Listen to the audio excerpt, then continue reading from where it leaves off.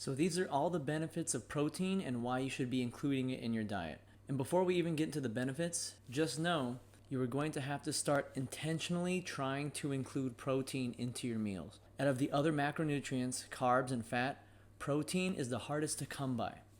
Most of the time because it needs to be prepared, so you can't really get it in on accident. Protein is present in other foods like vegetables, but the amount of protein in them per calorie is a lot less. For example, 4 ounces of broccoli has about 4 grams of protein, while 4 ounces of chicken has about 31, almost 10 times as much. So one tip to include more protein in your diet is when you're making your meal, have protein be the focus of the meal. Instead of having a salad with some chicken in it, try having some chicken with some vegetables on the side. Now, protein doesn't have to be most of what you eat. I'll let each person know their exact percentages as we go on, but most people aren't getting enough. So having more protein readily available and just throwing it into your meals that you're already eating would be a great first step. You can have protein shakes too, but think of that more as a supplement, and supplement means to help. If you're deficient in something, you can go ahead and have it, but just changing your diet will make it so you might not even need it. Now here's why we want more protein. The one most people probably know is that having protein helps build muscle. When you exercise, you're breaking down the muscle fibers, and when you recover and rest, you'll be able to build them up stronger than they were before. But you can't build them if you don't have the building blocks, which are proteins. So if you're getting your workouts done and you're not recovering and having enough protein after, you're really leaving some progress on the table. The second reason why you want protein is because it's the most filling of all the macronutrients. Most people can eat 6 ounces of rice, no problem, but having 6 ounces of chicken, you might not even finish it.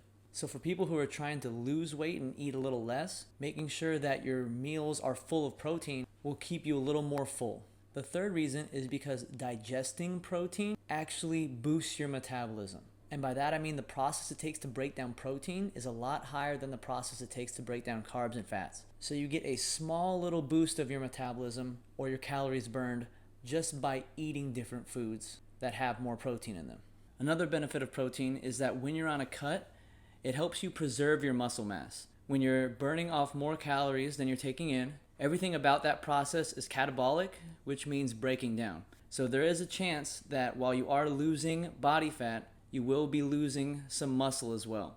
To preserve as much muscle mass as we possibly can, it would be beneficial to increase your protein. Protein can also help you be a little more resilient in terms of your immune system, in terms of stabilizing your blood sugar, and a lot of other different things that aren't just body composition related. You may have heard some myths that eating too much protein is bad for your kidneys. The good news is that if you don't have a pre-existing kidney condition already, then there really isn't a downside to eating too much protein. So you don't have to worry about that. One of the downsides though is something I said earlier, is that protein is hard to get in on accident. So if you're not very intentional and prepared, it can be really hard to hit your protein goals. Most of the time, people don't want to prep the food, or they're in a rush and they don't have time, and that's when they eat out. Not even necessarily because they like it, it's just because it's more convenient. So get into the habit of just having protein in the house, and then the next step would just be having it ready. Even if you have a meal that's not too high in protein, breakfast tends to not be a big high protein meal. You can easily just grab some steak, grab a little bit of ground turkey or chicken or whatever it is, and just add it on to the side of your breakfast or lunch or dinner or whatever meal you have trouble with. Just literally throw it on there. Not every meal has to be Instagram worthy. It doesn't have to be fancy. Simple is sustainable. And if you're having trouble stomaching a lot of protein, try having a lot of different varieties of protein. So instead of eating just straight up 6 ounces of steak, you might not be able to finish that or stomach it. Maybe prepare 3 ounces of steak and 3 ounces of shrimp. And just having some more variety within the same meal might get you to finish all of it.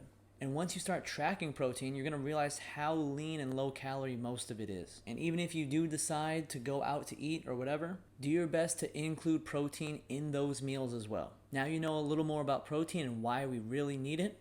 If you're still struggling with anything, or if you have any questions, feel free to ask me.